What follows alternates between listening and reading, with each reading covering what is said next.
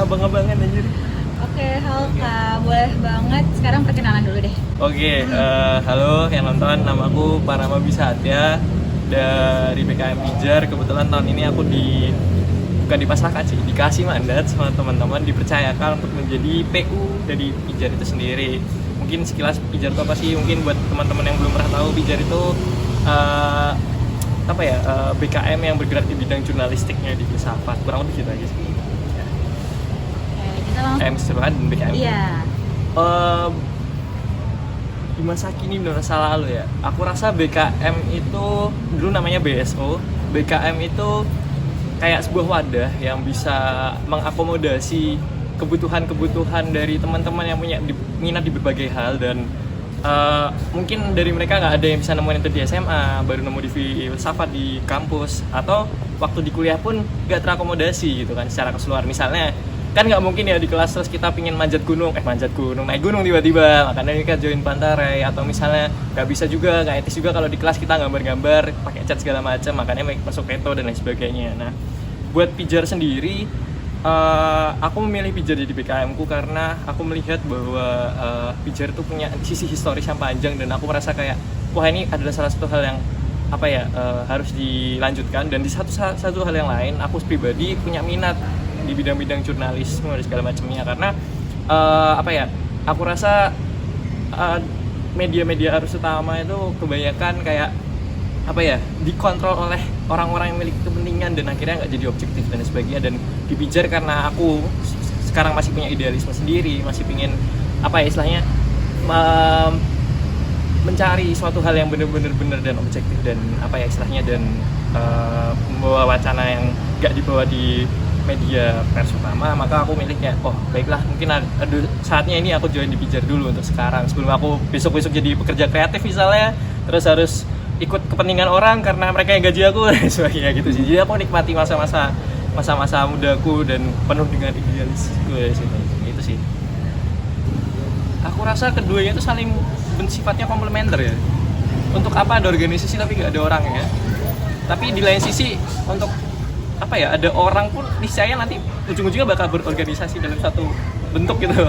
Jadi aku rasa itu adalah satu dua hal yang saling berhubungan.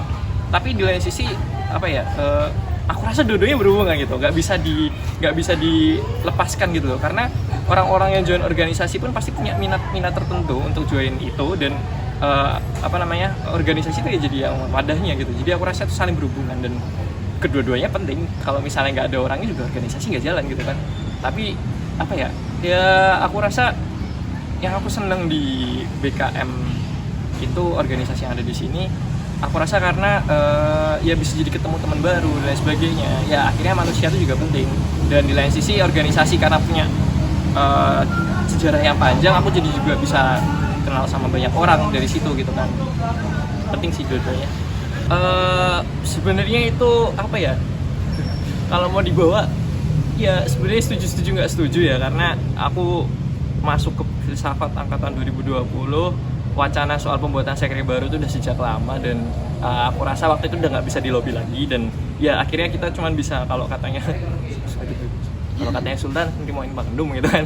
Cuman di lain sisi sebenarnya aku berharap banyak sama sekre baru, bahwa kalau kalian pernah lihat cetak birunya dahulu, dan yang aku rasa sekarang belum selesai, ada ruangan kerja di sana, terus katanya mau ada MacBook di sana dan lain sebagainya. Sebenarnya selama mereka benar-benar bisa menunjang kebutuhan BKM untuk semakin berkembang, semakin berdinamika dan lain sebagainya, aku rasa itu sebenarnya nggak masalah. Cuman di lain sisi ya ada dilema aja gitu loh, karena aku pernah mengalami juga sekre lama, rasanya kayak gimana.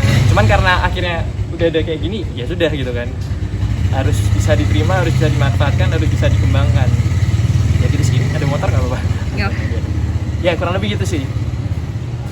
Agak jelek banget argumen gue. Jangan dimasukin yang tadi di ruangan Bandung. Oke, pasti. Angkatan 2020 itu kan Covid ya.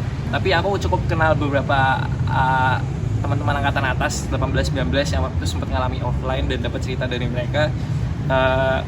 Mereka tuh menjanjikan bahwa sekre yang lama yang masih bilik-bilik itu bisa menjadi rumah kedua, dan tempat untuk nongkrong, tempat untuk belajar, tempat untuk skip kelas mungkin, tempat untuk tidur dan lain sebagainya. Buat aku pribadi, pengalaman yang berkesan adalah waktu itu pandemi, 2021 akhirnya udah mulai agak dibuka kampus dan sebagainya. Aku datang ke sini, sekre kita tuh kayak tempat gudang karena kotor banget dan lain sebagainya gitu kan. Padahal waktu itu kita sedang mau nggarap surat kabar produk cetak kita. Terus akhirnya aku inisiatif ke teman-teman DP waktu itu. Aku juga DP di artistik. Aku bilang kalau ayo kita nyari orang buat bantu bersihin. Waktu itu dapat nomor ibu-ibu ex clean gitu kan. Terus kita bersihin segala macam dan bayar. Udah dibuat rapat dan sebagainya. Tahu-tahu sekre dikunci gitu karena harus dibongkar untuk yang baru kan. Ya waktu itu sempat beberapa kali sih pakai di sekre, cuman ya akhirnya nggak optimal juga gitu loh. Padahal aku membayangkan aja janji-janji atau kayak cerita-cerita dari teman-teman angkatan 100 tuh bisa dipakai buat ini belum bisa terrealisasi semua gitu loh. Terus itu jadi kita udah keluar uang buat bersihin segala macem, terus tiba-tiba dibongkar gitu kan. Terus tahu gitu dari kemarin nggak usah dibersihin gitu kan. Terus yang lain adalah waktu itu pernah kunci kita hilang, kekunci segala macam. Jadi kita harus manjat dari sekrenya Reto atau LM ya waktu itu. Reto kayaknya. Jadi manjat dari sekre Reto, terus jatuh ke sana, dibuka dan lain sebagainya. Terus apa lagi ya? Oh, ada satu yang sebenarnya berkesan dan ini sebenarnya kesalahanku sih. Jadi nggak perlu dicontoh ya. Jadi waktu itu sekre kan mau dibubarin Lebaran tahun lalu kalau nggak salah. Nah, pas Lebaran itu aku lagi nggak available di Jogja dan harus ada surat kabar 100 pieces yang ditaruh di sekre dan itu udah produk cetak segala macem, tapi sama nggak ada yang ngambil gitu kan. Terus habis itu aku datang 1 hari setelahnya ternyata udah nggak ada gitu kan. Akhirnya produk cetak selama 100 pieces ini hilang dan disimpan di bawah gudang ternyata. Jadi selama 1,5 semester itu kita nggak tahu itu ada di mana gitu kan. Akhirnya kemarin ketemu sama Fanny, itu sih yang cukup berkesan. Jadi kayak aku merasa bersalah aja waktu itu. Itu. Oke, tapi kalau perasaannya ketika kehilangan sekre lama tuh gimana? Dan muncul sekre baru? Ya aku berharap balik ke sekre lama sih sebenarnya. Masalahnya kalau misalnya kita lihat kayak fungsi dari sekre baru yang kurang lebih sama kayak antinya sama kayak apa ya? Gimana ya jelasin ya? Ini dilema sebenarnya. Di lain sisi kalau misalnya emang ini bisa berjalan dengan baik dan kita sebagai BKM mendapat akses yang sama kayak sekre lama, aku rasa nggak masalah gitu. Tinggal gantian. Tapi di lain sisi kita juga butuh ruang-ruang sendiri untuk rapat dan lain sebagainya, untuk berdinamika dan sebagainya. Cuman ya sedih sih gitu loh, karena aku belum merasakan tidur di sekre, aku belum merasakan nongkrong-nongkrong di sekre, rapat-rapat di sekre, terus kayak apalagi banyak lah pokoknya dinamika yang aku rasa harusnya bisa diakomodasi sekre lama, tapi sekarang jadinya sekre baru gitu sih. Tetap sedih sih. Oke.